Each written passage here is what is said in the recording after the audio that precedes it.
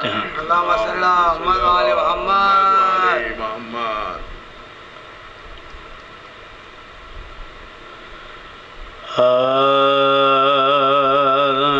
ظلم کرتے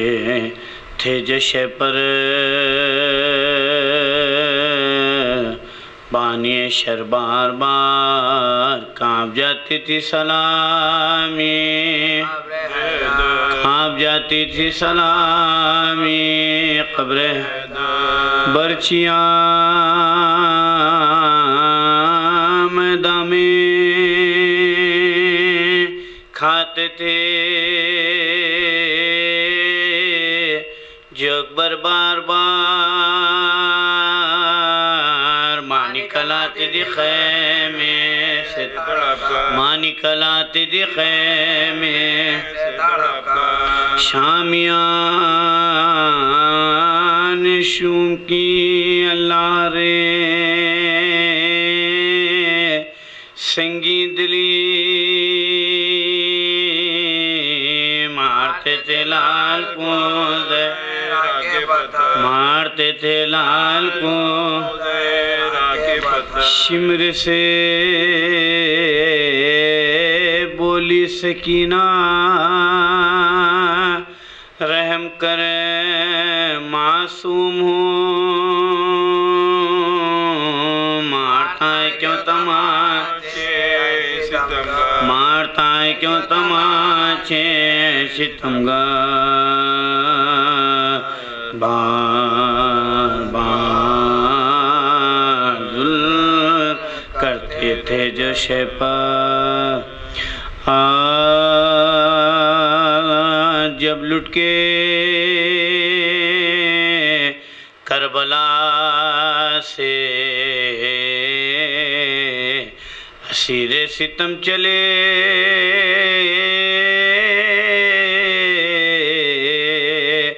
سجا سر برہنا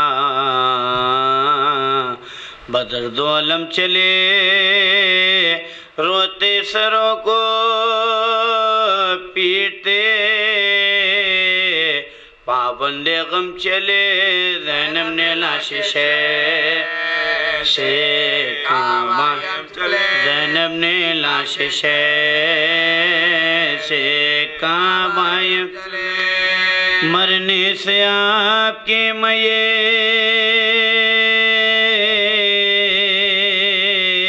ایزا اٹھاتی ہوں دربار میں یزید کے سر دربار میں یزید کے سر ہیں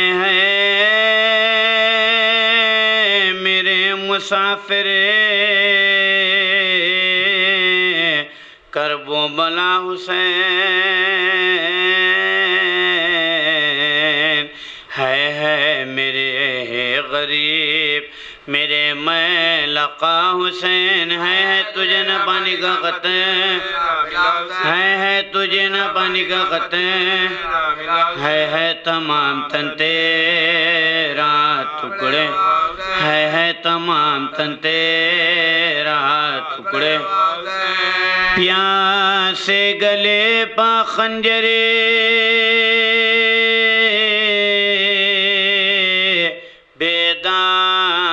چل گیا ہے تڑپ تڑپ کے تیرا ہے تڑپ تڑپ کے تیرا لینے نوالی کی بذات تجھے ملی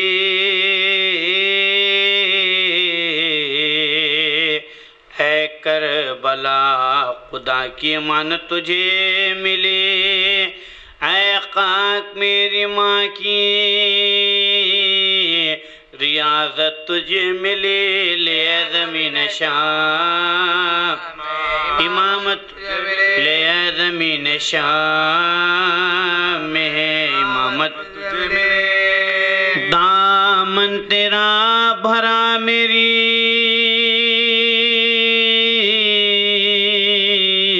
کھیتی اجڑ گئی سرحد میں تیرے بھائی سے دے سرحد میں تیرے بھائی سے دے یہ کہہ کے سر کو پیٹ کے روئی وہ دل جلی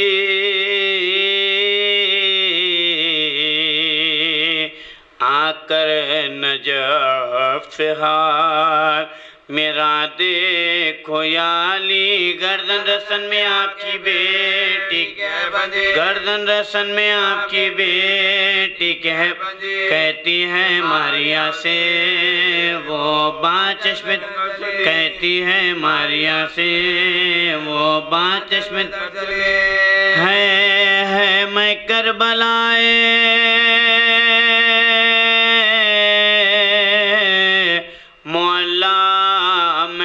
گئی پردیس میں کے برا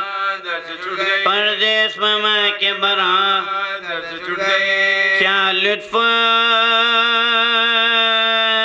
زندگی کا جو نقشہ بگڑ گیا کیوں کر نہ تڑپوا بڑا پیش پڑ گیا اس قافلے کا قافلے وہاں اس قافلے کا قافلے وہاں ہے ہمارا کیسا بھرا گھر ہے ہمارا کیسا بھرا گھر پردیسیوں نے چھاونی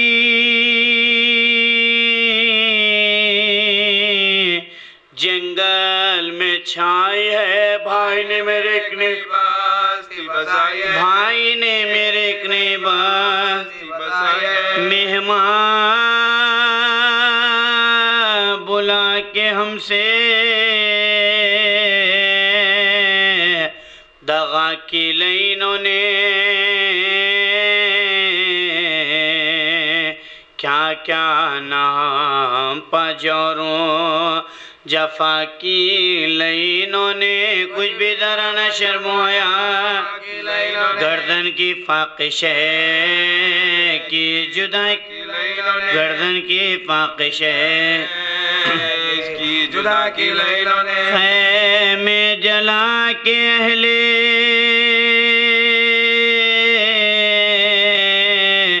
ستم شاد ہو گئے ہم کربلا میں آن کے بر ہم کربلا میں آن کے بر بھائی پا میرے سامنے نیزے چلا کیے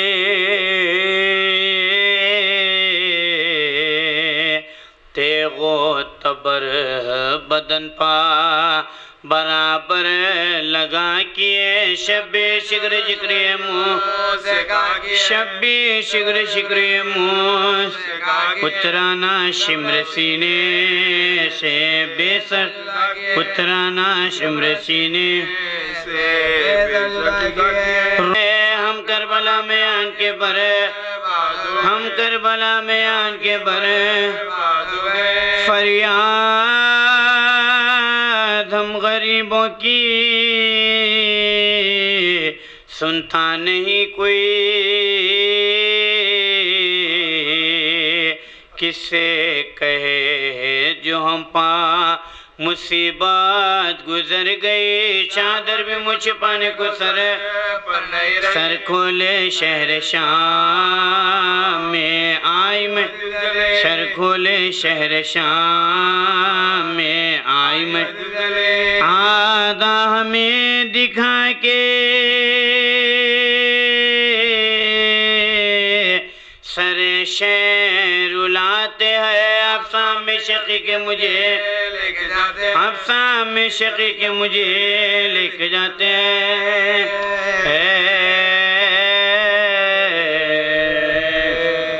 اللہ من قرأ الفاتحہ بسم اللہ الرحمن الرحیم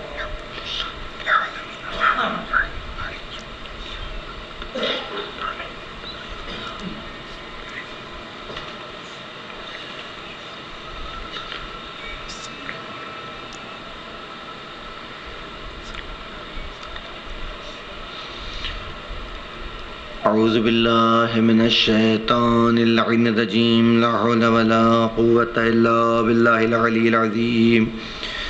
بسم اللہ الرحمن الرحیم الحمد للہ رب العالمین بارئ الخلائق اجمعین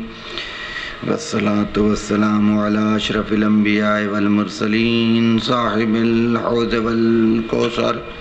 والتاج والمغفر والخطبة والمنبر والوجه الانور والقد الاقمر والجبین الازہر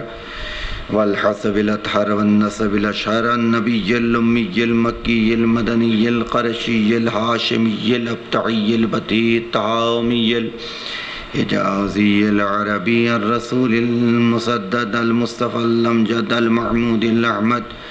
مولانا مولا الكونين جد الحسن والحسين بالقاسم محمد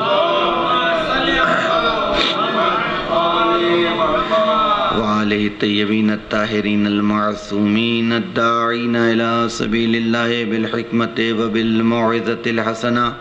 سيما بقية الله العظم مولانا حجة ابن الحسن العسكري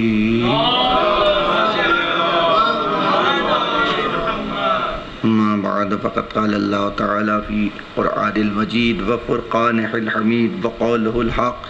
بسم الله الرحمن الرحيم إن كنتم في ريب مما نزلنا على عبدنا فأتوا بسورة من مثله ایک صلوات پر محمد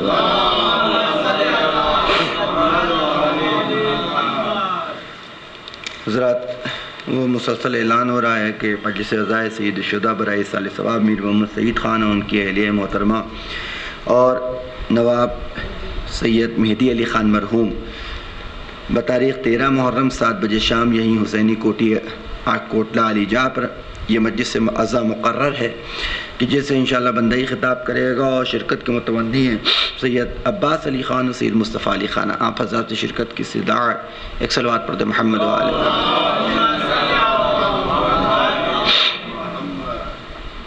قرآن مجید اللہ کا کلام کہ جس کا نزول ہدایت انسانی کے مقصد کے تحت اور جو ایک طرف اپنے حبیب سے بھی ہم کلام ہے تو دوسری طرف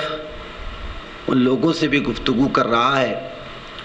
کہ جو اس کے شرائط پہ پورے اترتے ہیں۔ یہ بات میں نے اس لیے کہی کہ قرآن مجید ایک ایسی کتاب ہے کہ جو دستیاب تو ہر ایک کو ہے مگر فائدہ ہر ایک نہیں اٹھا سکتا۔ یہی وجہ ہے کہ جب قرآن اپنے بارے میں گفتگو شروع کر رہا ہے تو جہاں سے قرآن کی ابتدا ہوئی ہے سورہ الحمد کے بعد تو سب سے پہلے قرآن نے خود اپنے بارے میں بات کی ہے۔ خدا نے سب سے پہلے اس کتاب کی تعریف کروائی اور اس کتاب کی توضیح و تشریح کہ یہ کتاب ہے کیا اور یہ کیوں آئی ہے اور یہ کس کے لیے آئی ہے۔ ان تینوں چیزوں کو ابتدائے کلام میں اللہ نے بیان کیا ہے۔ سورہ بقرہ ابتدا کی آیتیں اگر آپ اٹھا کے دیکھیے اور اگر آپ حضرات کو یاد ہو تو گزشتہ سال انہی ابتدائی آیتوں کو میں نے اپنا عنوان کلام بھی قرار دیا تھا اور اسی کے اوپر گفتگو بھی ہوئی تھی لاسٹ ایئر۔ برا عشرے کا موضوع یہی تھا کہ جہاں خداوند عالم گفتگو کر رہا ہے تو سب سے پہلے کتاب کے بارے میں الف لام بسم اللہ الرحمن الرحیم الف لام میم ذالک الکتاب لا ریب فیہ، یہ وہ کتاب ہے کہ جسے کہ کتاب خدا ہونے میں وہ کتاب ہے کہ جس کے کتاب خدا ہونے میں کوئی شک و شبہ نہیں ہے۔ اب یہ جو شروع ہو رہا ہے 2-3 لفظوں سے الف لام میم، اور اگر آپ قرآن کی آیتوں کو سورتوں کو دیکھیں گے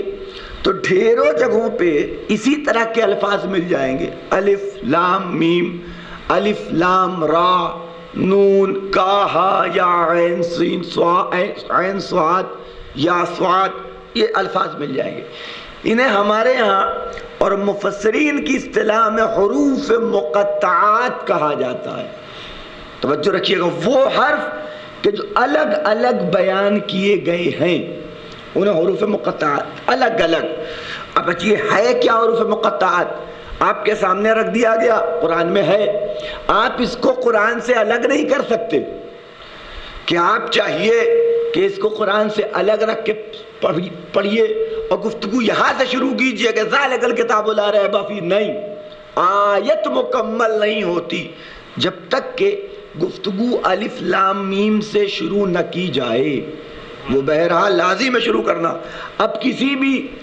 انسان سے پوچھ لیجئے، کسی بھی عالم سے پوچھئے، کسی بھی مفسر سے پوچھئے، کسی مجتہد سے پوچھئے، کسی عالم سے پوچھئے. اب اس سے اوپر نہیں جایا جا سکتا اس وقت کی دنیا میں. کسی عالم سے سوال کیجئے، وہ ذالک الکتاب لا ریب کا مطلب تو بتا سکتا ہے، الف لام میم کا مطلب نہیں بتا سکتا. غور کیجئے گا، وہ ذالک الکتاب لا ریب سے کیا مفہوم ہوتا ہے، کیا مطلب ہے، کیا تفسیر ہے، بتا دے گا. لیکن اس سے کہیے یہ الف لام میم جو اس سے پہلے آیا اس کا مطلب تو بتاؤ، اس کا مطلب کیا ہے؟ الف لام را کا مطلب کیا ہے؟ کہا یا عین سین یہ جو حروف مقطعات کیا ہے، اس کا مطلب کیا ہے؟ توجہ رکھیے گا، کوئی نہیں بتائے گا. ہاں کچھ اشارے مل جائیں گے، وہ بھی اتنے ہی اشارے کے جتنے معصوم نے کر دیے ہیں. غور کیجئے گا، لیکن کما حق ہو اس کی تفسیر کوئی نہیں کر سکتا. کیوں؟ اس لیے کہ یہ رمز ہے. اللہ کی کتاب نازل کس کے اوپر ہوئی؟ اللہ کے رسول کے اوپر. غور کیجئے گا، تو کچھ اللہ نے گفتگو اپنے نبی سے کھل کے کی ہے، کچھ راز و نیاز میں کی ہے. غور کیجئے گا، تو جو کھل کے کی ہے اسی کا سمجھنا ہمارے لیے ناممکن ہے مکمل طریقے سے. تو جو گفتگو اللہ نے اپنے حبیب کے ساتھ راز و نیاز میں کی ہے، بلکہ آج کے لینگویج میں کہا جائے کہ جو گفتگو اللہ نے اپنے حبیب کے ساتھ کوڈ ورڈ میں کی ہے. غور کیجئے گا، ایک صلوات پڑھے محمد و آل محمد. اسے ہم اور آپ کیسے سمجھ سکتے ہیں؟ تو یہ اللہ کی گفتگو ہے ان خاص لوگوں کے ساتھ کہ جس کو وہی سمجھ سکتے ہیں کہ جن کو اس کوڈ کو سالو کرنے کا علم اللہ نے عطا کیا ہوا ہے. غور کیجئے گا، یہ وہی حل کر سکتے ہیں. یہی وجہ ہے کہ آپ تفسیر اٹھا کے دیکھیے گا تو کہیں پہ بھی اس کی زیادہ توضیح و تشریح آپ کو ملے گی نہیں. آگے بڑھ گیا ہے معاملہ. خیر، میں نے ایک بات آئی تو ہو سکتا ہے کہ اس لیے کہ آج کل اس کی بھی شرح کرنے کی کوشش کی جا رہی ہے، وہ بھی چیلنج کے ساتھ، جو کہ غلط ہے. تو میں نے کہا ذہن میں رہے بات کہ اگر اتنا ہی آسان ہوتا ہے اس کو سمجھ لینا تو اللہ ایکسپلین کر دیتا ڈائریکٹ. کیا ضرورت تھی کہ کوڈ ورڈ میں اللہ کی گفتگو کرنے کی؟ اور کیجئے گا، تو ذالک الکتاب، وہ کتاب، یہ وہ کتاب میں نے ترجمہ کیا، بہت جگہ مل جائے گا، ہے ہی نہیں. وہ کتاب کہ جس کے کتاب خدا ہونے میں کوئی شک و شبہ نہیں ہے. اللہ ابھی قرآن کے بارے میں گفتگو کر رہا ہے. وہ کتاب کہ جس کے کتاب خدا ہونے میں کوئی شک و شبہ نہیں ہے. اب آپ غور کیجئے گا، میں نے لاسٹ ایئر اس حوالے سے وہ اور ذالکہ کی توضیح و تشریح آپ کی خدمت میں پیش کی تھی، اگر آپ کے ذہنوں میں موجود ہو کہ اللہ نے یہاں لفظ وہ کیوں کہا جبکہ کتاب سامنے موجود ہے. جو بھی کتاب کھولتا ہے کتاب اس کی نگاہوں کے سامنے ہوتی ہے اور اتنا نزدیک ہوتی ہے کہ وہ دس اور دیٹ کا فرق ہے کہ جو آپ کے سامنے موجود ہو، آپ کے سامنے رکھا ہو، تو آپ وہ نہیں کہیے گا وہ، آپ کہیے گا یہ ہے کہ نہیں. جو دور ہوتا ہے اس کے لیے آپ دیٹ استعمال کیجئے گا یا وہ کی لفظ استعمال کیجئے گا. اب جب بھی کوئی قرآن کھولے گا اور قرآن کو پڑھے گا تو کتنا ڈسٹینس ہوگا قرآن کا اس کی نگاہوں سے؟ غور کیجئے گا، میکسیمم 1 فٹ کا، اس سے زیادہ تو نہیں. لیکن معاملہ یہ ہے کہ آنکھوں کا ایسا سسٹم اللہ نے بیان کیا کہ آنکھوں سے کوئی چیز زیادہ نزدیک ہو جائے تو بھی اوجھل ہو جاتی ہے اور آنکھوں سے کوئی چیز زیادہ دور ہو جائے تو بھی اوجھل ہو جاتی ہے. غور کیجئے گا، یہ آنکھوں کا ایک رینج اللہ نے بنایا ہے نا کہ آنکھوں سے کوئی چیز بہت زیادہ نزدیک کر دیجئے تو بھی نہیں پڑھ سکتے، نہیں دکھائی دے گی آپ کو. آنکھوں سے کوئی چیز ایک ڈسٹینس پہ آپ کی ہونا، اب اس کو آپ آنکھوں سے سٹا دیجئے تو سٹنے پہ، وابستہ ہو جانے پہ، نزدیک زیادہ ہو جائے تو بھی نہیں دکھائی دیتا. دور ہو جائے تو بھی نہیں دکھائی دیتا. غور کیجئے گا, یہی معاملہ ہے کہ اللہ کہہ رہا ہے نینو اقرب الیکم, ہم تیری رگے گردن سے زیادہ قریب ہے. بے توجہ رکھیے, وہ اتنا قریب ہے کہ جنہیں ان آنکھوں کی بینائی سے نہیں دیکھا جاتا بلکہ دل کی بصیرت سے دیکھا جاتا ہے. یہ معاملہ ہے کہ نہیں ہے؟ تو وہ کتاب, اب یہ خدا کہہ رہا ہے وہ کتاب, جبکہ کتاب سامنے ہے. تو یہ ایک اشارہ ہے ذہن انسانی کی طرف. اس کی اور بھی تفسیریں بہت سے مل جائیں گی, لیکن جو بات کہی جا رہی ہے ہمارے اور آپ کو سمجھنے کے لیے کہ یہ اشارہ ہے ذہن انسانی کے لیے کہ تم بازار سے کتاب کو خرید کے لے آ کے یہ نہ سمجھ لینا کہ تم نے حقیقت قرآن کو پا لیا ہے. تو توجہ رکھیے گا, ابھی جس میں قرآن تم سے نزدیک ہوا ہے, حقیقت قرآن تو تم سے ابھی کوسوں دور ہے. ایک صلوات پڑھے محمد و آل محمد. وہ کتاب کہ جس کے کتاب خدا ہونے میں کوئی شک و شبہ نہیں ہے. چیلنج کر رہا ہے خدا کہ تم سمجھتے ہو کہ تمہارے ہاتھ کی لکھی ہوئی کتاب ہے کہ جس میں کوئی غلطی ہو, کوئی کمی ہو, کوئی خطا ہو, کوئی سہو ہو, کوئی نسیان ہو؟ نہیں, لا ریب فی, یہ پاک و پاکیزہ منزہ اور مبرہ کتاب ہے کہ جس میں کوئی شک و شبہ نہیں پایا جاتا. غور کیجئے گا, اب یہ چیلنج ایک طرف خدا نے کیا کہ کوئی شک و شبہ نہیں, اور پھر اللہ جانتا تھا کہ ہو سکتا ہے کہ شکوک و شبہات تمہارے ذہن میں پیدا ہو, تم یہ سوچو کہ یہ صرف دعویٰ ہے, یہ صرف دعویٰ ہے. تو ٹھیک ہے, اللہ نے فوراً آگے بڑھ کے ایک آیت اور رکھ دی, ان کنتم فی ریب مما نزلنا علی عبدنا فأتوا بسورۃ من مثلہ. ہم کہہ رہے ہیں کوئی شک و شبہ نہیں ہے, اور اگر تمہیں ہماری بات پہ شک ہے کہ اس میں شک و شبہ ہے تو فأتوا ان کنتم فی, تمہیں شک ہے تو فأتوا بسورۃ من مثلہ, اس کے جیسی ایک سورت لے آؤ. بغور کیجئے گا, اور اگر تمہیں شک ہے تو اس کے جیسی ایک سورت لے آؤ. فأتوا بسورۃ من مثلہ, اور پہلے اللہ نے ڈائریکٹ ایک سورت کا مطالبہ نہیں کیا, پہلے کہا بمثل ھذا القرآن. تمہیں شک ہے, تم سمجھتے ہو یہ اللہ کا کلام نہیں ہے, تو اس کے جیسا دوسرا قرآن لے آؤ. تو اب یہ تو بہت بڑا دعویٰ ہو گیا کہ پورا قرآن لایا جائے, یہ سخت ہو گیا. تو اللہ نے کہا ٹھیک ہے, ممکن ہے کہ تمہارے لیے سخت ہو جائے, پورے قرآن کا جواب لے آنا. تو بعشر سور, تو ہم کم کیے دیتے ہیں دعوے کو, 10 سورتوں کا جواب لے آؤ. پھر اللہ نے کہا نہیں, ان کی اوقات نہیں کہ 10 سورتیں. تو پھر اللہ نے کہا ٹھیک ہے, فأتوا بسورۃ, ایک ہی سورت کا جواب لے آ لو. غور کیجئے گا, اب اس سے نیچے تو بات نہیں آ سکتی, ایک ہی سورت کا جواب لے آ لو. فأتوا بسورۃ من مثلہ. اب اللہ چیلنج کر رہا ہے. اب آپ دیکھیے, دنیا میں مسلمانوں کی سب سے دشمن ترین قوم کا نام ہے یہودی. توجہ رکھیے گا, ہے کہ نہیں ہے؟ اور آپ کو پتا ہونا چاہیے کہ یہ آج سے ترقی یافتہ نہیں ہے, یہ ہمیشہ سے ترقی یافتہ قوم ہے. صدر اسلام سے لے کر کے آج تک کی تاریخ اٹھا کے دیکھ ڈالیے اور کیجئے گا, انہوں نے مصیبتوں کو کبھی بھی اپنی ترقی کی راہ میں آڑے نہیں آنے دیا. آپ ان کی ہسٹری پڑھیے تو سبق آموز, یعنی کہتے ہیں نا کہ کوئی ضروری نہیں ہے کہ دوست ہی سے لیا جائے, بلکہ دشمن بھی کبھی کبھی کچھ سکھا کے چلا جاتا ہے کہ نہیں, وہ بھی سکھاتا ہے آپ کو سیکھنے والا. جناب موسیٰ کی نصیحت کر رہا ہے شیطان,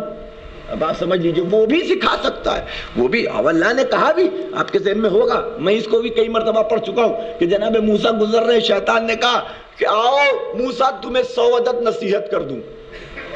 تو ہمارا اور آپ کا معاملہ یہی ہے کہ ایک مولوی اگر بیچارہ تھوڑا سا آپ کی نگاہ میں بد کردار ہے یا بد عمل ہے, وہ کچھ بولتا ہے تو آپ سننا نہیں, ہمیں ان کی کون سنے گا؟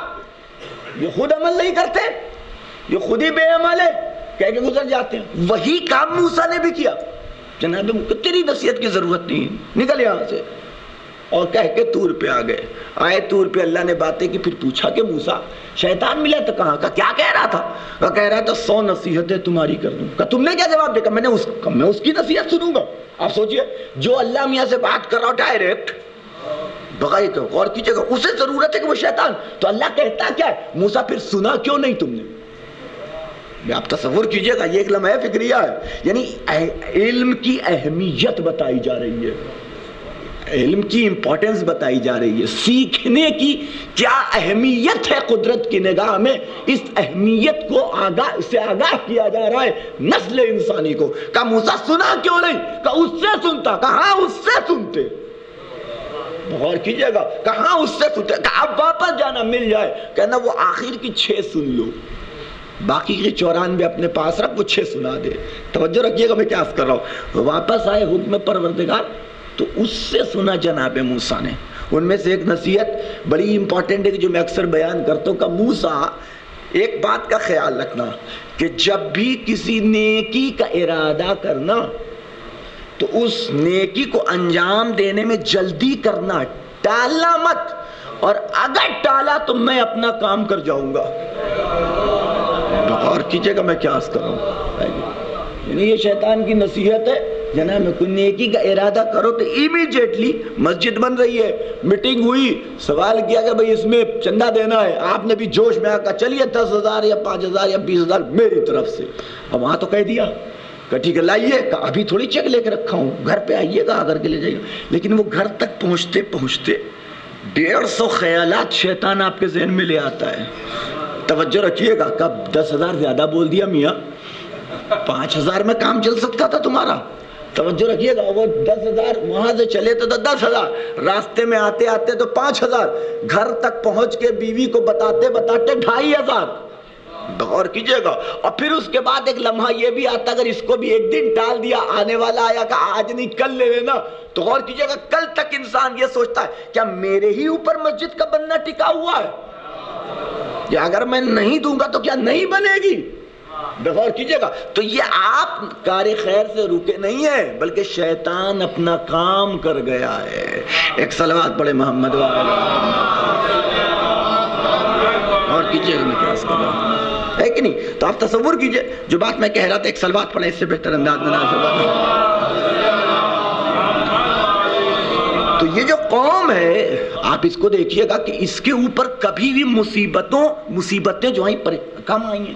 ڈھیر جھیلا ہے۔ اور اس سطر اسلام میں اب آپ کے اعتبار تو ٹھیک ہے، ان کے اعتبار سے تو مصیبت ہی ہوگی نا کہ خیبر آپ نے چھین لیا، ان کے اوپر تو بے گھر کر دیا نا، ان کو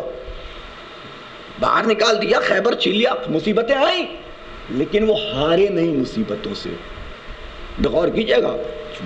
اتنا در بدر پھرے ہیں، ادھر سے ادھر ٹہلایا گیا، گھمایا گیا ان کو، لیکن یہ جہاں گئے ڈومینیٹ کیا۔ غور کیجئے گا جرمنی میں آپ ہولوکاسٹ کو مان لیجئے ہوا تھا، میں یہ نہیں کہہ رہا ہوں نہ مانیے، مان لیجئے ہوا تھا، مان لیجئے اتنے ہی لوگ کتنے مارے گئے، لیکن یہ مصیبتیں ان کی ترقی کی راہ میں آڑے نہیں آئیں، بلکہ انہوں نے اینالائز کیا کہ یہ ہوا کیوں۔ بے توجہ رکھیے گا، یہ آخر ہمیں پریشانی کیوں ہو رہی ہے، مصیبت کیوں ہو رہی ہے، اس کمی کو سمجھا اور دور کیا، اور جب کمی کو سمجھ لیا تو سب نے ساتھ دیا۔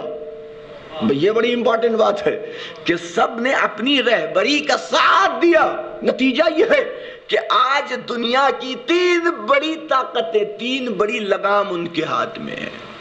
میڈیا کا پاور ان کے ہاتھ میں، غور کیجئے گا، بزنس کا پاور ان کے ہاتھ میں، یہ سارا میڈیا، بزنس، پروپیگنڈا، آپ یہ غور کیجئے، ساری حکومتیں، بڑی بڑی حکومتوں کا پاور انہوں نے ہر جگہ اپنا آدمی یا اپنا آدمی بیٹھا دیا یا اپنی ذہنیت کا آدمی بیٹھا دیا۔ بے توجہ رکھیے گا میں کیا عرض کر رہا ہوں، صرف آج غلام بنانے کے 2 طریقے،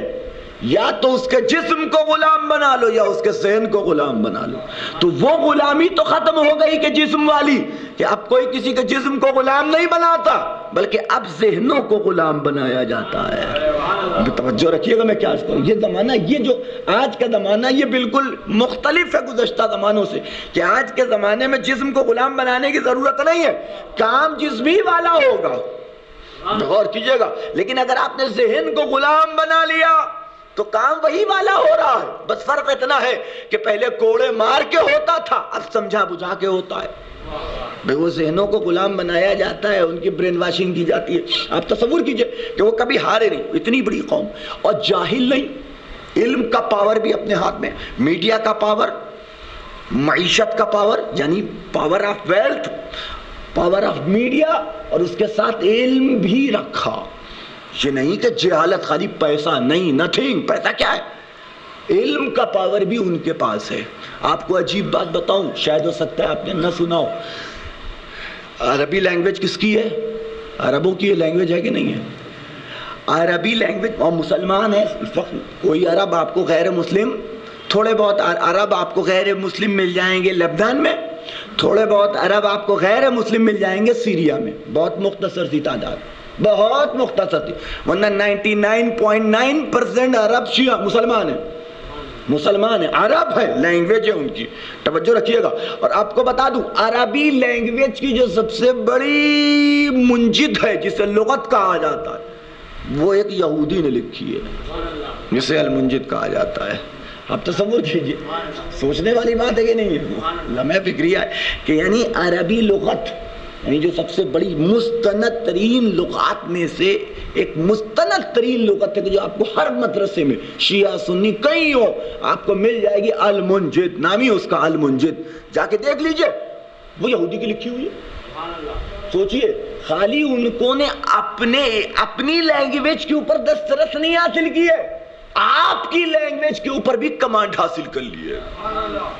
غور کیجئے گا تو وہ انہوں نے علم کا جو کی باغ ڈور ہے اسے بھی اپنے ہاتھ میں رکھا، اتنے عالم۔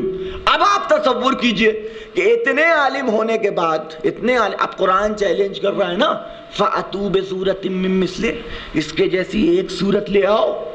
آپ سوچئے کتنا آسان تھا کہ وہ اپنے بڑے بڑے اسکالرز کو بیٹھاتے اور بیٹھا کے ان کے سامنے قرآن رکھے، زیادہ کچھ کرنے کی ضرورت نہیں ہے، ایک سورت کا جواب لانا ہے، لگ جاؤ، 10 سال دیا، 15 سال دیا، 20 سال دیا، لگ جاؤ اور ایک سورت کا جواب لے کر کے آؤ۔ لگا سکتے تھے کہ نہیں لگا سکتے؟ اور آپ کیا سوچتے ہیں کہ لگایا نہیں؟ غور کیجئے گا، کیا آپ یہ سوچ رہے ہیں کہ اس پہ ابھی انہوں نے کام نہیں شروع کیا؟ کیا اس کے اوپر انہوں نے کوئی، جسے کہنا چاہیے کہ کوئی کمیٹی نہیں تشکیل دی؟ کیا ان لوگوں نے کوشش نہیں کی کہ فاتو بس اس کی جیسی ایک صورت ہے؟ ابھی قرآن کا دعویٰ ہے، ابھی بھی دعویٰ ہے اور ہمیشہ رہنے والا ہے۔ یہ دیکھیے کچھ باتیں جو میں لاسٹ ایئر بیان کر چکا تھا، آپ لوگوں کو ذہن میں نہ ہوگا یہ اور بات ہے، لیکن میں اس میں تو کچھ باتیں بیان کر چکا ہوں گزشتہ سال، اسے میں ٹچ نہیں کر رہا ہوں، بس آئی ہے بات تو تمہیدن کہ وہ گفتگو کہیں سے لینی۔ یہ اور بات ہے کہ انداز بیاں بات کا عنوان بدل دیتا ہے، ورنہ دنیا میں کوئی بھی بات نئی نہیں ہوتی ہے، بھلے وہ انداز بیان جو ہے وہ اس کو ایک نیا روپ، نیا رنگ کہہ لیے اس کا میک اپ کر دیتا ہے، ورنہ کوئی بات نئی ہوئی نہیں ہوتی، بس سب وہی پرانی ہوتی ہے۔ غور کیجئے گا، تو اب تصور کیجئے، تو کیا انہوں نے کوشش نہیں کی؟ کیا انہوں نے صحیح نہیں کی کہ قرآن جیسا ہمیں لے کر کے آتا ہے؟ نہیں، وہ 1400 سال سے جب سے قرآن میں یہ آیت آئی تب سے لگے ہوئے تھے، اتنے علم کے بعد، اتنی ترقی کے بعد آج تک اس بات کی کوشش ہوتی رہی۔ اور آپ کو پتہ ہونا چاہیے کہ آیتیں اس طرح کی پیش بھی کی گئی، بنا کے کچھ اس طرح کا، جیسے ہے نا کہ الحاقۃ ملحقہ وما ادراک ملحقہ، ٹھیک ہے، اب قرآن کی آیتیں تو اسی جیسے ایک دو آیتیں، مثلا ایک دو سینٹنس بنائے گئے کہ الفیل والفیل وما ادراک ملفیل لہو خرطوم طویل۔ اب یہ عربی جانتے ہیں، اس کا معنی ان کو معلوم ہوگا، ہاں اب سوچئے، اب یہ سب پوری بنانے کی کوشش کی گئی، لیکن جب رکھا گیا اہل علم کے سامنے تو انہوں نے کہا کیا بچپنا ہے کہ نہیں؟ غور کیجئے گا، تو کیا انہوں نے کوشش نہیں کی؟ نہیں، کوششیں جاری رہیں، کوششیں کرتی رہیں، ہوتی رہیں، لیکن عزیزان گرامی کیا کیجئے گا کہ آپ کا انسانوں پہ تو بس چل سکتا ہے، قدرت پہ بس نہیں نہ چل سکتا۔ غور کیجئے گا، آپ کا انسانوں پہ بس چل سکتا ہے، خدا پہ بس نہیں چل سکتا۔ اور جب خدا چیلنج کرے تو جواب لانا مشکل ہے۔ اب جہاں خدا چیلنج کر دے، اگر خدا کا نہ چیلنج ہو تب جواب لانا مشکل ہو جاتا ہے کہ نہیں؟ آپ اٹھا کے دیکھیے، قرآن کے بارے میں چیلنج ہے، نہج البلاغہ کے بارے میں تو کوئی چیلنج نہیں ہے۔ غور کیجئے گا، بھئی قرآن چیلنج کر رہا ہے، فاتو بسورۃ ان کنتم فی ریب مما نزلنا علی عبدنا فاتو بسورۃ من مثلہ، کہ اگر تمہیں شک ہے اس کے جیسا تو جواب لے آؤ۔ تو قرآن کے بارے میں تو چیلنج ہے، مولا کہنا تو کوئی چیلنج کیا کہ میرے کلام کا جواب لے آؤ؟ کوئی جواب نہیں ہے، کوئی چیلنج نہیں، لیکن اللہ کے مقابلے میں آ کے کبھی اہل بیت بولتے ہی نہیں ہیں۔ اور کہے گا جب بھی بولتے ہیں تو خدا کے کلام کی تصدیق میں تو بولتے ہیں۔ بے توجہ رکھیے گا، انہوں نے کبھی قرآن کے مقابلے میں آ کے گفتگو نہیں کی، تو قرآن کا چیلنج مل جائے گا۔ نہج البلاغہ کا چیلنج کیوں نہیں ہے؟ بے توجہ رکھیے گا، اس کا تو چیلنج نہیں نہ ہے، لیکن اس کے باوجود کہ جب دیکھنے والوں نے نہج البلاغہ کو دیکھا اور اس خطبے تک پہنچے کہ جس خطبے میں اللہ نے دنیا کی حقیقت کو کھول کے بیان کیا، تو حیرت سے کھڑے ہو گئے کہ یہ کس کا کلام ہے، یہ کون گفتگو کر رہا ہے؟ دو حالت خالی نہیں ہے کہ یہ تو ایسے دنیا کے راز کھول رہا ہے، اب دو حالت خالی نہیں ہے، یا تو کائنات اس کے سامنے بنائی گئی ہے یا کائنات کو اس نے خود بنایا۔ ایک صلوات پڑھے محمد وآل محمد۔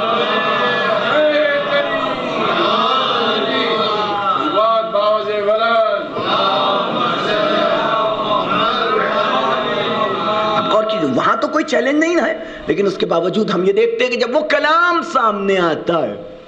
اب اللہ کے کلام کی ہزاروں کی تعداد میں شرح ہو جانا سمجھ میں آتی ہے بات، لیکن نہج البلاغہ وہ تو ایک بندے کا کلام ہے نا، وہ تو ایک بندے کا کلام ہے، وہ تو خدا کا کلام نہیں ہے، لیکن شرحوں پہ شرحیں ہو رہی ہیں اور کوئی ایک کلام کا بھی حق نہیں ادا کر پا رہا، ایک گفتگو کا، ایک خطبے کا بھی حق۔ جانتے ہیں خطبہ کسے کہتے ہیں؟ خطبہ اب جیسے مجلس ہے، ہمیں اگر مجلس پڑھنی ہے، ہم کیا کوئی A to Z کوئی ہو، بڑے سے بڑا ہو چاہے چھوٹے سے چھوٹا ہو، جب بھی مجلس پڑھنا ایسے ہی تھوڑی ممبر پہ آ جائے گا، بغیر سوچے ہوئے، بغیر سمجھے ہوئے، بغیر آیت کو طے کیے ہوئے، بغیر جو بیان کرنا ہے اس کی سمری ذہن میں رکھے ہوئے، وہ کیسے ممبر پہ آ سکتا ہے؟ اور اگر کوئی کہے تو میں پہ ممبر پہ جا ہی کیسے پڑھتا، جھوٹا ہے، پاسبلٹی ہے۔ ہاں یہ ہوتا ہے کہ تم اتنا سا لے کے جاتے ہو، ممبر اپنی برکت سے اسے اتنا بنا دیتا ہے، وہ ایک الگ بات ہے، وہ ایک الگ بات ہے، لیکن کچھ نہ کچھ تو ساتھ میں لے کے جانا پڑتا ہے نا۔ اور کیجئے گا، اور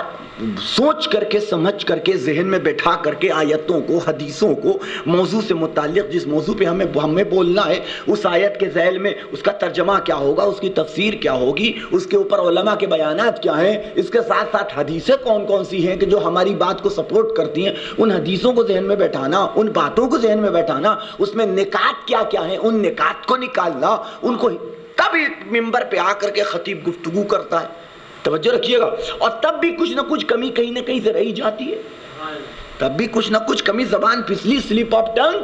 معلوم ہوا کہ بات کہیں سے کہیں ہوتا ہی ہے، ہر ایک کے ساتھ ہوتا، کوئی بھی ہو۔ اب یہ اللہ کی اسپیڈ ہے، سوچئے بولنے کی اور سوچنے میں، اس سے بھی کن فیکون کو سمجھا جا سکتا ہے،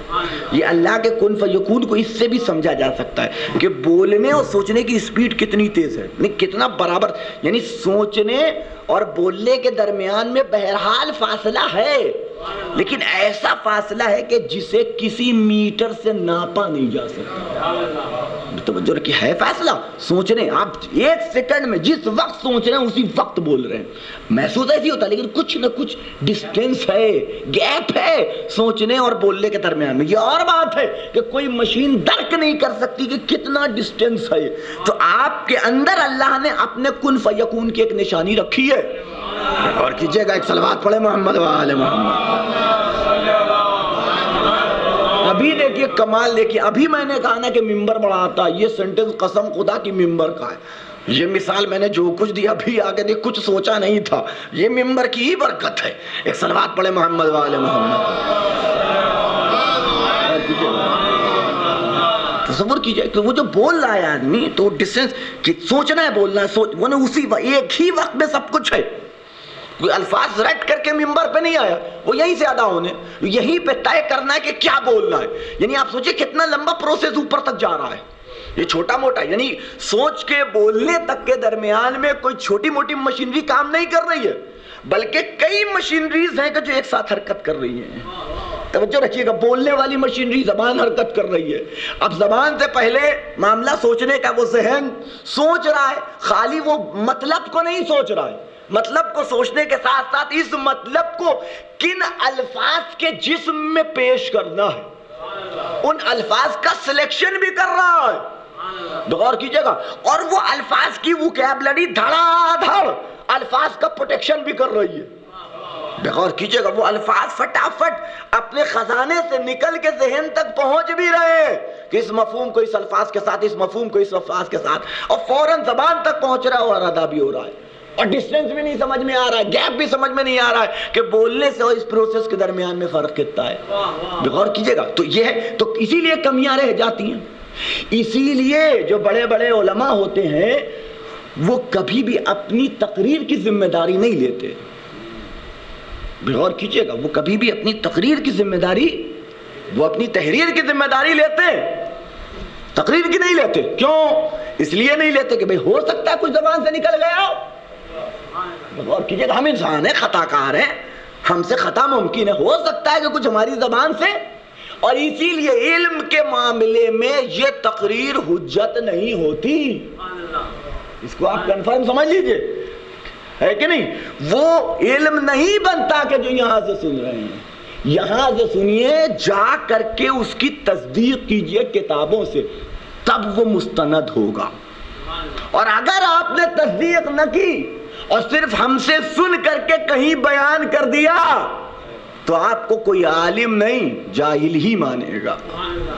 غور کیجئے گا، چونکہ یہاں سے بولا جانے والا 100% حجت، جو بھی بول رہا ہے بولے، ٹھیک ہے، ہو سکتا ہے صحیح بول رہا ہو، مطابق واقع بول رہا، جو علماء ہیں محتاط سب کچھ صحیح بول رہے ہیں، لیکن وہ علم اس وقت بنے گا کہ جب اس کی تصدیق ہو جائے، اور تصدیق آپ کریں گے، کوئی دوسرا نہیں کرے گا، پوچھنے سے تصدیق نہیں ہوتی، کتاب سے تصدیق ہوتی ہے، تو جب آپ کتاب سے تصدیق کر لیں گے تب وہ علم بن جائے گا، غور کیجئے گا، اسی لیے علماء جو بولتے ہیں، جو زبان سے کھولتے ہیں، کبھی بھی اس کی ذمہ دار، جو لکھتے ہیں اس کے ذمہ دار ہوتے ہیں، ہے کہ چونکہ لکھنے میں سوچتا سمجھتا ہے آدمی، 4 مرتبہ اس کی نگاہ سے، 1 مرتبہ لکھ کے بیٹھتا نہیں، لکھا پھر دیکھا، لکھا پھر دیکھا، آگے گئے، تحقیق آگے بڑھی، پھر یاد آیا کہ وہاں تو میں نے یہ لکھا تھا، اس کا مطلب یہ کہ یہ جو سوچ رہا ہوں صحیح، وہ جو سوچا تھا غلط، کاٹا پھر سے لکھا، توجہ رکھیے، یہ پورا پروسیس، ایک کتاب کو شروع سے آخر تک پہنچنے میں نہ جانے کتنی مرتبہ نظریات چینج ہوتے ہیں، اور چونکہ سوچ آگے بڑھتی جاتی ہے، فکر آگے بڑھتی جاتی ہے، خیال آگے بڑھتا جاتا ہے، علم آگے بڑھتا جاتا ہے، تو اپنے پہلے والے نظریے کی خامیاں نظر آنے لگتی ہیں، غور کیجئے گا، تو ویسے ویسے کاٹتا جاتا ہے ایک محقق، ایک ریسرچ اسکالر، اور اس کو درست کرتا جاتا ہے، اور پھر جب کوئی کتاب ترتیب پا کے عالم وجود میں آتی ہے تو اس کے اندر پرفیکشن زیادہ ہوتا ہے، غور کیجئے گا کہ وہ ٹھیک ہوتی ہے، بہتر ہوتی ہے، اس کے اندر کمیاں کم ہوتی، تو بولنے کی ذمہ داری نہیں۔ اب آپ تصور کیجئے کہ آدھے سے زیادہ نہج البلاغہ خطبہ ہے، غور کیجئے گا، یعنی علی تیاری کر، ہر ذاکر یہاں آتا تھا، علی تیاری کر کے خطبہ دینے نہیں آئے تھے، بس ممبر پہ آئے، موقع آیا اور علی نے بولنا شروع کر دیا، اور بغیر کسی سوچے سمجھے ہوئے، ہمارے اعتبار سے، یہ ان کے اعتبار سے سوچے ہوئے سمجھے ہوئے نہیں، بلکہ ہمارے اعتبار سے، ہم جس اصطلاح بول رہا ہوں میں، کہ بغیر اس کے غور کرتے، فکر کرتے، کتاب اٹھا کے دیکھتے، الفاظ کو ترتیب دیتے، آیت کا سلیکشن کرتے، موضوع کا نہیں، ممبر پہ آ رہے ہیں اور ایسا پرفیکٹ خطبہ آ رہا ہے وجود میں، ایسا پرفیکٹ خطبہ آ رہا ہے کہ آج تک فصاحت و بلاغت میں جس کا کلام خدا کے بعد کوئی ثانی نظر نہیں آتا۔ ایک صلوات پڑھ دے محمد و آل محمد،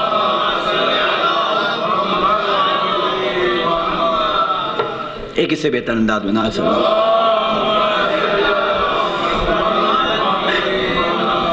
آپ غور کیجئے گا کہ لمحہ فکری ہے کہ نہیں ہے، تو قرآن تو جانے دیجئے، اس کا جواب لانا، توجہ رکھیے گا، تو بہت سی قومیں سرنڈر ہو گئیں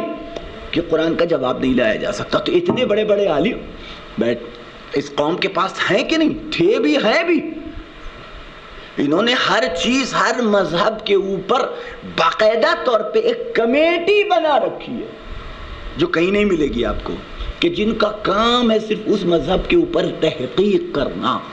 ریسرچ کرنا، چاہے وہ انہی سے یہودیت ہو، چاہے وہ عیسائیزم ہو، چاہے وہ ہندوازم ہو، چاہے وہ مسلمان ہو، چاہے وہ جو مذہب ہو، غور کیجئے گا، اور ان کا اپنا ایک اصول دیکھیے بڑا امپورٹنٹ ہے، جب یہ کسی مذہب سے ڈائریکٹ نہیں بھڑ پاتے، سمجھنے والی بات ہے اگر میں اسے سمجھا سکا میں، جب یہ لوگ کسی بھی مذہب سے ڈائریکٹ نہیں بھڑ پاتے تو انڈائریکٹ آتے ہیں، یعنی خود مقابلے میں نہیں کھڑا کرتے ہوتے بلکہ دوسروں کو مقابلے میں کھڑا کر دیتے ہیں۔ توجہ رکھیے، ان کا عجیب اصول ہے، ان کو سمجھنا اور پہچاننا ضروری ہے۔ اور یہ جو دوسرے ہوتے ہیں یہ باہر کے نہیں ہوتے بلکہ اسی کے اپنے ہوتے ہیں، غور کی انہی کو کھڑا کر دیتے ہیں، اور سامنے والا سمجھتا ہے کہ اپنا ہی آدمی کھڑا ہے، حقیقتاً وہ اپنا نہیں ہوتا ہے بلکہ وہ فروخت ہو چکا ہوا ہوتا ہے، غور کیجئے گا میں کیا سمجھ، بیچ چکا ہوا ہوتا ہے، اسے کھڑا کر دیتے ہیں۔ اور یہ جو اسلام میں فرقے ہوئے یہ اسی کی دین ہے۔ یہ آج جو شیعت میں ہو رہا، پہلے کوشش دیکھیے، بڑا لمبا پروسیس ہے، پہلے انہوں نے طریقہ کیا اپنایا، ہم نے کہا نا ان کی اسٹریٹجی بدلتی رہتی ہے۔ پہلے ان کی اسٹریٹجی تھی کہ انہیں ڈرا کے چپ کراؤ، انہیں مار کے ختم کرو، انہیں قتل کر کے ختم کرو، ان کو تہتیق کر کے ان کے وجود کو مٹایا جائے۔ اور یقین مانیے یہ جتنا ہے نا اس سب میں فنڈنگ انہی کی ہے۔ ممکن ہے کہ مقابلے میں کوئی داڑھی والا امامے والا ہو، اونچے پیجامے والا لمبے کرتے والا، لیکن حقیقتاً وہ نہیں ہے۔ پیچھے دیکھیے یہی نظر آئیں گے، ان کی اس کی پشت پہ دیکھیے گا تو یہی نظر آئیں گے، یہی ہے، یہ کوئی دوسرا ہے ہی نہیں، فنڈنگ وہیں سے ہو رہی ہے اور دوسرا کوئی ہے نہیں فنڈنگ کرنے والا۔ اب غور کیجیے گا، تو پہلے انہوں نے کوشش کی کہ مار کے کاٹ کے قتل کر کے ڈرا کے دھمکا کے، یہ پہلا پروسیس تھا ان کا، یہ پہلی اسٹریٹجی تھی۔ لیکن انہوں نے دیکھا تو کم ہی نہیں ہو رہا معاملہ، یہ تو ایک جلوس میں بم پھٹتا ہے تو اس جلوس میں جتنے آدمی ہیں تو دوسرے جلوس میں اس کے 2 برابر آدمی۔ غور کیجیے گا، تو انہوں نے دیکھا کہ ان کو مار مور کر کے نہیں چپ کرایا جا سکتا، تو انہوں نے اپنی اسٹریٹجی بدلی کہ نہیں۔ تو اب دوسری اسٹریٹجی کیا آئی کہ فتوے دلوانا، اب وہ فتوے چل رہے ادھر سے، اب دیکھیے ادھر سے فتوے، یہ دوسری اسٹریٹجی ہے کہ فتوے، قتل کے فتوے آ رہے ہیں، بدعت کے فتوے آ رہے ہیں، حرمت کے فتوے آ رہے ہیں، فلاں ڈھکا، یہ سب تقریریں اسپیچ ہو رہی ہے ہر طرف۔ ادھر محرم آتا ہے تو خالی آپ کی مجلسیں تھوڑی بڑھتی ہیں، اور کیجیے گا، بلکہ جتنی آپ کی رہتی ہیں اتنی ہی مجلسیں ادھر بھی اتنا ہی جو ہے اسپیچ اور جلسے ان سے ہونے لگتے ہیں۔ اور کمال یہ نام امام حسین کا ہوتا ہے، ٹارگٹ شیعہ ہوتے ہیں، عجیب بات ہے، غور کیجیے گا، نام امام سے لکھا ہوگا کہ وہ جلسہ شہادت امام حسین اور فلاں ٹھکا، نام انہی کا ہوگا، ہے کہ نہیں؟ جیسے وہ علی میاں ندوی نے المرتضیٰ لکھی ہے، اٹھا کے دیکھ لیجئے، نام المرتضیٰ حضرت علی کی شان میں ہے نا، اور اس میں صاحب حضرت علی کی مخالفت ہی ہے، یعنی وہ ثابت کرنے کو، آپ جب کوئی کسی کتاب لکھے تو مدح میں لکھیے گا نا، اس کے منصب کو، اس کے عہدے کو بیان کیجیے گا نا، وہ کتاب کی لکھی گئی کائے کے لیے؟ اس کتاب میں صرف یہ ثابت کرنے کی کوشش کی علی پہلے خلیفہ نہیں ہے، تو یہ مدح میں کب لکھی گئی؟ سمجھنے والی بات ہے کہ نہیں؟ تو وہی والا نام ہیڈنگ وہی ہوتی ہے، لیکن آپ جلسے میں چلے جائیے تو ٹارگٹ کیا ہوتا ہے، مسئلہ کیا بیان کیا جاتا ہے کہ رونا بدعت ہے، ماتم بدعت ہے، تو یہ بدعت ہے، تو وہ بدعت ہے، فلاں ٹھیکا، وہ پورا سب کچھ وہ آپ کے ذہن میں سنتے رہتے ہیں، یہ سب کی زیادہ بیان کرنے کی ضرورت نہیں ہے۔ تو اس سے آزمانے کی کوشش کی گئی، یہ تو پھر بھی نہیں معاملہ ہو رہا ہے، ایک آدمی نہیں ٹوٹ رہا ہے، ایک آدمی نہیں ٹوٹ رہا ہے۔ اب انہوں نے تیسری اسٹریٹجی بیان کی کہ نہیں، یہ باہر والوں کو خریدنے سے کام نہیں چلے گا۔ غور کیجئے گا، دیکھیے بڑی سخت بات کہہ رہا ہوں، میرا کوئی ارادہ نہیں ہے کسی ایک آدمی کو نہیں، لیکن جو حقیقت ہے اس کو تھوڑا سا درک کرنا ضروری۔ انہوں نے سوچا کہ باہر والوں کو خریدنے سے کام نہیں چلتا، یہ بھی ایک اسٹڈی کا نتیجہ ہے، انہوں نے ایک اسٹڈی کی، اس کے بعد ریسرچ کی کہ دیکھا کہ کس کی بات کا اثر ہوتا ہے، تو انہوں نے اندازہ لگا کہ یہ 2-3 زینا جو اوپر بیٹھ رہا ہے نا، توجہ رکھیے گا میں کیا عرض کر رہا ہوں، یہ 2-3 زینا جو اوپر بیٹھ رہا ہے، ہمیں یہ جو کہہ دیتا ہے، غور کیجئے گا، جس عنوان سے پیش کر دیتا ہے مجمع، اور یہی عنوان ہے، آپ چلے جائیے کہ وہ کسی اور مجلس میں جانتا ہے اس کا عقیدہ اور، وہ کسی اور مجلس میں جاتا ہے اس کا عقیدہ اور، توجہ رکھیے گا، نام امام حسین کا دونوں جگہ عقیدے الگ الگ، سوچنے والا ہے، ہو سکتا ہے، یہ عقلی بات ہے، نام ایک جگہ ایک ہی آدمی کا لیا جا رہا ہے، لیکن عقیدے، یہ عقیدے بدلنا کس بات کی دلیل ہے؟ یہ ہونا نہیں نہ چاہیے بھئی، مقصد حسین تو ایک ہی تھا، حسین نے قربانی تو ایک ہی مقصد کے تحت دی، تو یہ عقیدے کیسے دو مجلس میں؟ اس مجلس میں گئے عقیدہ کچھ اور، اس مجلس میں پہنچے عقیدہ کچھ اور ہو گیا، تیسری مجلس میں پہنچے عقیدہ کچھ اور ہو گیا۔ میں توجہ رکھیے گا، یعنی صبح سے لے کر کے شام تک ہم مجلسیں کرتے رہے اور عقیدوں کا سفر کرتے رہے، بغور کیجئے میں کیا کروں، ہے کہ نہیں ہے؟ سوچنے والی بات ہے۔ تو انہوں نے کہا کہ یہ تین دینہ جو اوپر بیٹھ رہا ہے، یہ تین دینہ جو اوپر بیٹھ رہا ہے، اس کی بات میں اثر ہے۔ اب میں کوئی الزام نہیں لگا رہا ہوں، بس آپ کے لیے سوچنے کے لیے ایک میٹر دے کے بات کو ختم کر رہا ہوں، غور کیجئے گا۔ اور یہ ہوا اور کیسے ہوا یہ سوچیے آپ، اس لیے کہ آگے اس کے آگے بولنا خطرے سے خالی نہیں۔ ایک صلوات پڑھیں محمد و آل محمد۔ اور کیجئے گا، تو یہ ہوا، حالات ہیں ایسے، آپ اٹھا کے دیکھ لیے، یہ کوئی ایسی چیز نہیں ڈھکی چھپی ہے۔ ہم اور آپ آنکھ جو کھلی ہوئی ہے، تھوڑا سا عقل کا استعمال کیجئے، آنکھیں کھلی رکھیے، سب دکھتا ہے۔ لاکھ پردے ڈال دیے جائیں، لاکھ پردے ڈال دی جائیں، آپ جانتے ہیں کہ اس کو خراب کرنے کی کوشش کیسے کی گئی؟ انہوں نے کہا کہ ہر وہ چیز اس میں سے مذہب نکل جاتا ہے کہ جسے انڈسٹری بنا دیا جائے۔ توجہ رکھیے گا، ہر وہ چیز کتنی بھی جس چیز کو کمرشیل بنا دیا گیا، مذہب نکل جاتا ہے، پھر وہ کمرشیلائز ہو کے رہ جاتی ہے۔ اور یہی کوشش کی گئی ہے عزاداری کے حوالے سے، کہ بدقسمتی سے ہم اور آپ کمرشیل ہو چکے ہیں عزاداری کے مقابلے میں۔ ہم مجلس کرتے ہیں تو ٹارگٹ یہ رہتا ہے ان کی مجلس سے زبردست ہونی، بغور کیجئے گا، ان سے اچھا حصہ،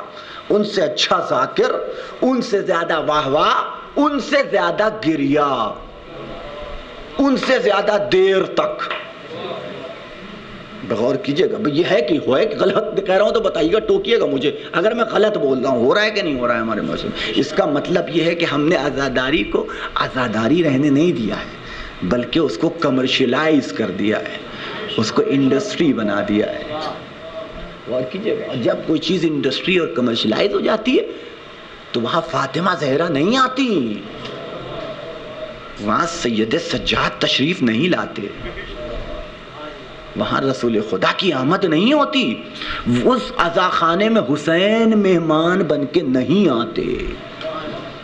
بس میں نے بات کو ختم کر دیا، گفتگو ختم ہو گئی۔ سوچنے والی بات ہے، جو سوچتے ہوں گے نا، قربانی اصحاب کہف کا واقعہ اٹھا کے دیکھیے، عبرت ہے، عزاداری سمجھ میں آ جائے گی۔ اصحاب کہف کا واقعہ اٹھا کے دیکھیے، عزاداری سمجھ میں آ جائے گی۔ جب اصحاب کہف سیریل دیکھ لیجیے، آپ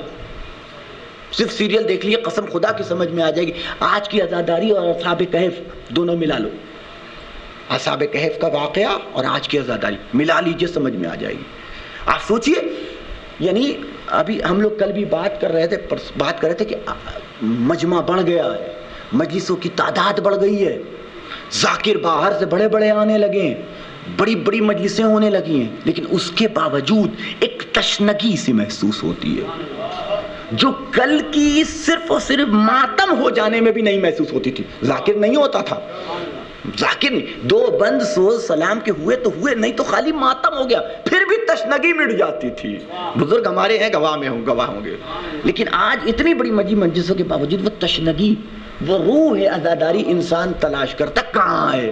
وہ تشنگی دل کی، محرم بیت جاتا ہے، جلدی جلدی بیت جاتا، ختم ہو جاتا ہے، اور وہ تشنگی عزادار کی رہ جاتی ہے، وہ پیاس باقی رہ جاتی ہے۔ تو اصحاب کہف کا واقعہ، اصحاب کہف کے واقعے میں کیا ہوا تھا؟ دیکھیے، 100 سال زندہ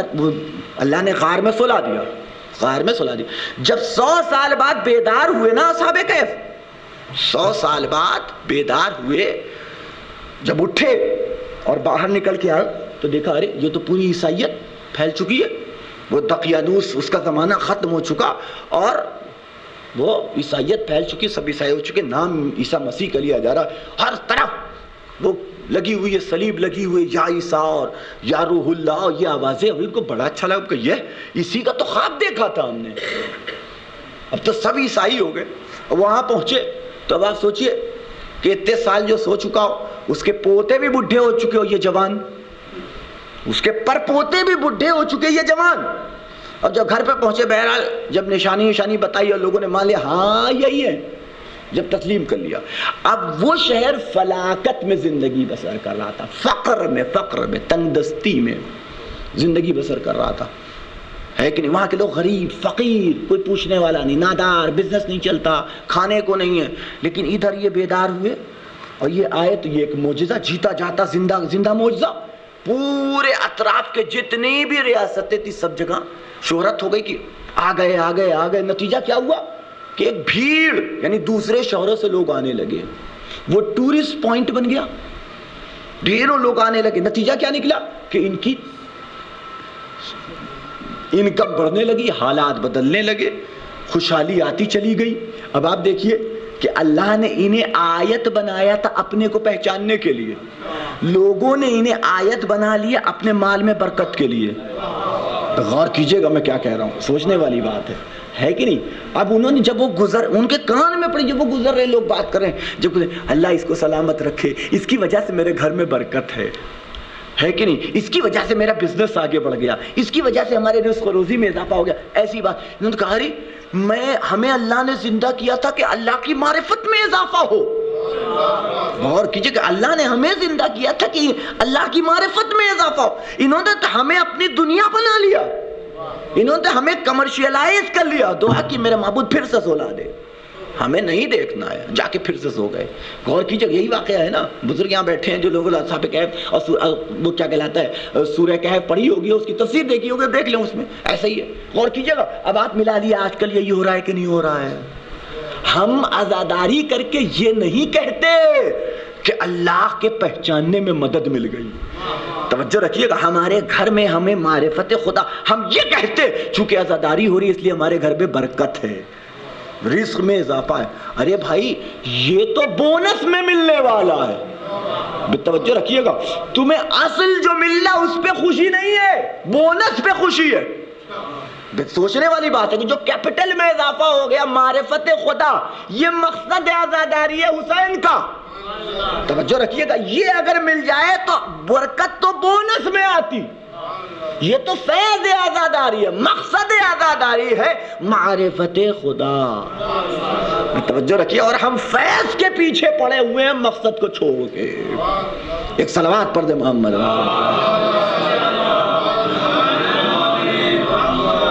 سوچنے والی بات ہے کہ یہ لمحہ فکریہ ہے، اور اسی لیے میرے والد ایک بات بہت اچھی کہتے تھے کہ جو چھوٹی چھوٹی مجلسیں ہوتی ہیں نا، 5 منٹ 10 منٹ کی اگر کوئی پڑھنے کے لیے کہے، انکار مت کرنا، ثواب وہیں ملنے کے چانسز ہیں۔ وہ ہم سے ہمیشہ کہتے تھے کہ چھوٹی چھوٹی مجلسیں جو ہوتی ہیں غریبوں کے گھر میں کہ بیچارہ کوئی آگے کہے تو اس کا انکار زیادہ نہ کریں، لیکن ثواب ملنے کے چانسز وہیں سے ہیں۔ اور وہ خود کبھی شہر میں چھوٹی چھوٹی مجلسوں میں 8 محرم کو ہی 2012 میں انتقال ہوا تھا، آپ لوگوں کے ذہن میں ہوگا، میں یہی تھا، مجھے یہاں سے بھاگ کے جانا پڑا تھا، 4 سال 5 سال یہاں عشرہ بھی پڑھا اسی ممبر سے انہوں نے۔ تو آپ تصور کیجئے گا کہ عزاداری یہ روح کیا ہے، وہ ہے معرفت خدا۔ کاہے کے لیے آئے تھے نبی حسین کربلا میں، کاہے کے لیے آئے تھے، مقصد کیا تھا، بیان کیا کہ میں اپنی نانا کی امت کی اصلاح کے لیے نکلا ہوں۔ وہ اصلاح کاہے کی، وہ کیا اصلاح تھی کہ جو کرنا چاہتے تھے، کہ وہ خدا کا نام جو گم ہو رہا تھا، وہ خدا کا نام کہ جو ختم کیا جا رہا تھا، ختم کیا جا رہا کیا مطلب کہ اللہ اکبر مٹ جاتا نہیں، ملاوٹیں ہو جاتی۔ توجہ رکھیے گا، یہ ایک لمحے سوچنے والی بات ہے کہ یعنی ختم نہیں ہوتا نا، نام اللہ اکبر رہتا، نام محمد الرسول اللہ رہتا، لیکن اتنی ملاوٹیں ہو جاتی کہ حق کا پہچاننا مشکل ہو جاتا۔ غور کیجئے گا، تو حسین نے ذمہ داری لی کہ میں اس کو ایسا پاک و صاف کر دوں گا کہ ہر صاحب نظر جب بھی نگاہ ڈالے گا تو اسے سچ بھی سمجھ میں آئے گا، جھوٹ بھی سمجھ میں آئے گا، حق بھی اس کے لیے آشکار ہو جائے گا اور باطل بھی اس کے لیے آشکار ہو جائے گا۔ اور کیجئے گا،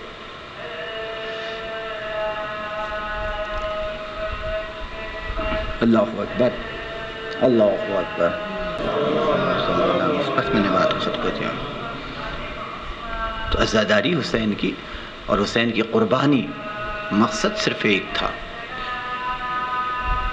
کہ دنیا کو پہچانوایا جائے کہ حقیقت دین اسلام کیا ہے، وہ دین کون سا ہے کہ جسے محمد مصطفیٰ لے کے آئے تھے، وہ کون سا ہے اور کون سا ہے کہ جو رائج کیا جا رہا ہے، جو سامنے پیش کیا جا رہا ہے۔ بس میں نے بات کو ختم کر دیا۔ آج 11 محرم کی صبح ہے۔ آپ تصور کیجئے جب 11ویں محرم کی صبح آئی ہوگی، ابھی شام غریبہ تھا، رات کا اندھیرا تھا، بچے رو رو کے تماچے کھا کھا کے خاک کربلا کے اوپر سو چکے تھے، لیکن جب ان بچوں کی آنکھ صبح کھلی ہوئی ہو اور زمین کربلا پہ اپنے اپنے وارثوں کے لاشیں کو پڑا ہوا دیکھا ہو، علی اکبر کے لاشے پہ نظر پڑی ہوگی تو لیلا کا کیا عالم ہوا ہوگا، ام فروا نے جب قاسم کو دیکھا ہوگا تو کیا کیفیت ہو۔ جزاکم ربکم خیر الجزا۔ خدا بند عالم آپ کی اس 10 دن کی عزاداری کی محنتوں کو قبول فرمائے، جوار معصومین میں آپ کے پس گزشتگان کو جگہ عنایت فرمائے، ان کی مغفرت فرمائے، ان کی بخشش فرمائے، آپ لوگوں کو جزائے خیر دے۔ اور واقعاً سوچئے کہ جب 11 محرم کو شمر آ کے کہتا ہے چلو زینب تم کو ہمارے ساتھ چلنا ہے، ناقے لائے گئے، جب ناقہ لا کے بیویوں کے سامنے کھڑا کیا گیا ہے نا، اور بیویوں کی نگاہ ان ناقوں پہ پڑی، ان ناقوں پہ پڑی ہے، بے کجاوا ناقے، بے محمل ناقے، جب نگاہ پڑی ہے تو بیویوں کے دل کا عالم کیا یاد آیا کہ جب مدینے سے چلے تھے تو کیسے حسین ہمیں لے کر کے آئے تھے، ایک بہت بڑا حصہ خالی کروا دیا گیا تھا، چونکہ حسین کے گھر والے اس ناقے پہ سوار ہونے والے تھے، عباس و علی اکبر و محمد و قاسم ایک ایک بیوی کو سوار کر رہے تھے۔ اب جب یہ ناقے لائے بے مقنع چادر، شیبر نے آگے بڑھا کر چلو میں تمہیں سوار کرتا ہوں، بیوی نے آواز دی ہٹ جاؤ، ہم اہل بیت رسول ہیں، ہمیں کوئی ہاتھ نہیں لگا سکتا، آواز دی آؤ بیوی آج زینب تمہیں سوار کرے گی۔ رخصت کے وقت حسین ایک ایک بیوی کا ہاتھ زینب کے ہاتھ میں دے کے گئے تھے،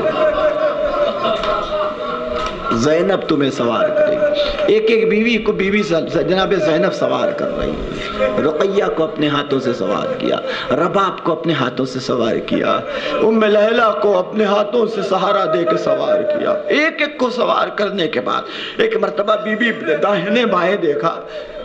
کہ میری ماں کی کنیز فضہ نظر نہیں آتی، پلٹ کے دیکھا تو ہاتھ جوڑے فضہ کھڑی تھی، شہزادی یہ جسارت کیسے ہو سکتی ہے کہ آپ مجھے سوار کریں، بی بی چلیے فضہ آپ کو سوار کرے گی، کہا نہیں اماں فضہ تمہیں میرے حق کی قسم اس وقت یہ ذمہ داری زینب نبھائے گی۔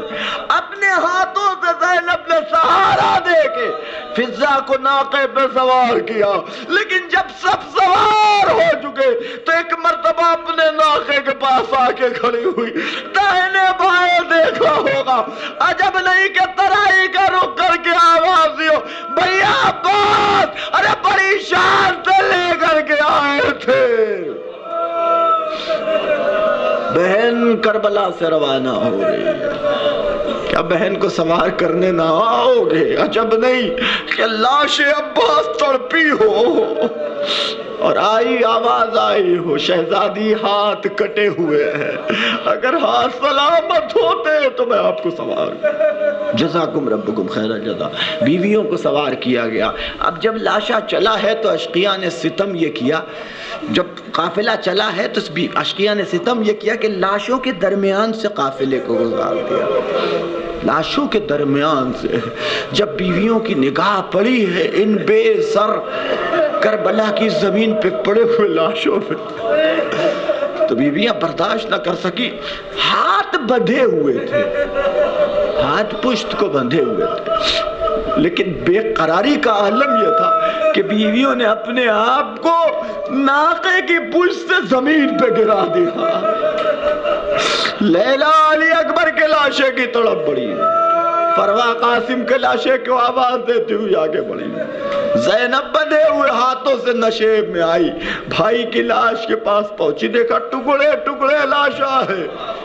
خیال آیا کہ جب بھی کوئی شہید اس دنیا سے جاتا تھا تو میرا بھائی کا اصول تھا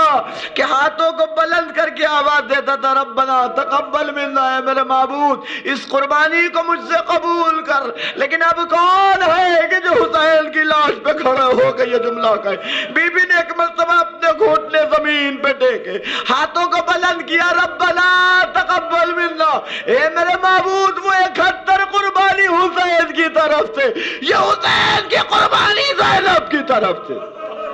روتے روتے دفتن بی بی کی نگاہ سید سجاد کے چہرے پہ پڑی, دیکھا چہرے کا رنگ متغیر ہے, ایسا محسوس ہوتا ہے کہ روح قفس انظری سے پرواز کر جائے. آگے بڑھ کے سینے سے لگا لیا, اے میرا لال اپنے آپ کو سنبھالو, یہ تمہاری کیا کیفیت ہو رہی ہے؟ ایسا محسوس ہو رہا ہے کہ چہرے سے جسم سے روح نکل جائے گی. ارے تم حجت خدا ہو. آواز دی سید سجاد نے, اے پپی اماں ذرا انصاف سے بتاؤ, ارے جس کا جوان بیٹا موجود ہو اس کے بابا کا لہجہ بے غور و غفل بڑا ہو, وہ بیٹا صبر کرے تو کیسے صبر کرے؟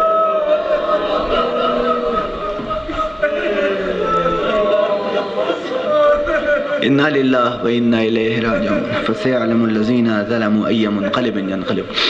اللهم بحق محمد وانت المحبود وبحق علي وانت الاعلى وبحق فاطمة وانت فاطر السماوات وبحق الحسن وانت المحسن وبحق الحسين وانت قديم الاحسان وبحق ائمة التسعة الطاهرين من ذرية حسين عليه السلام. ربنا تقبل منا انك انت السميع العليم. ربنا آتنا في الدنيا حسنة وفي الآخرة حسنة وقنا عذاب النار. رب عاملنا بفضلك ولا تعاملنا بعدلك. اللهم اجعلنا عواقب خيرة. اللهم لن قتلت الحسين واصحابه.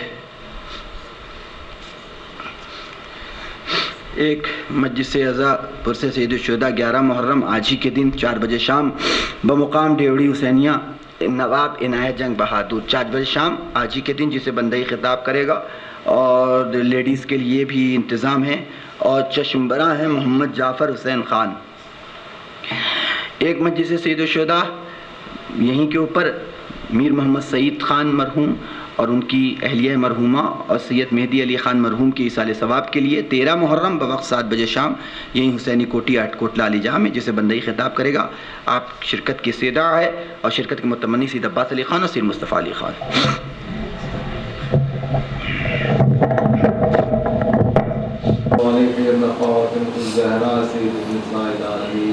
السلام علیکم یا ابوالفضل عباس سیدنا امیر المؤمنین. السلام علیکم یا شہداء کربلا جمیعاً ورحمۃ اللہ وبرکاتہ. السلام علیکم یا ولی الغرباء. السلام علیکم یا معین الضعفاء سلطان الحسن علی بن موسیٰ رحمۃ اللہ. السلام علیکم یا صاحب رسول الزمان علمان علمان. السلام علیکم یا شریف القرآن خلیفۃ الرحمن امام نصیب الجان اجل اللہ تعالیٰ فرد سعد اللہ تعالیٰ مخرج وظہورت رحمۃ اللہ. کل انشاءاللہ تعالیٰ اسی مقام پہ اسی وقت پہ 12 بجے مجلس آخری ہے. آپ لوگوں کی شرکت کی متمنی ہے, اور آپ تشریف لائیے. مولانا عقیل ثانی بیان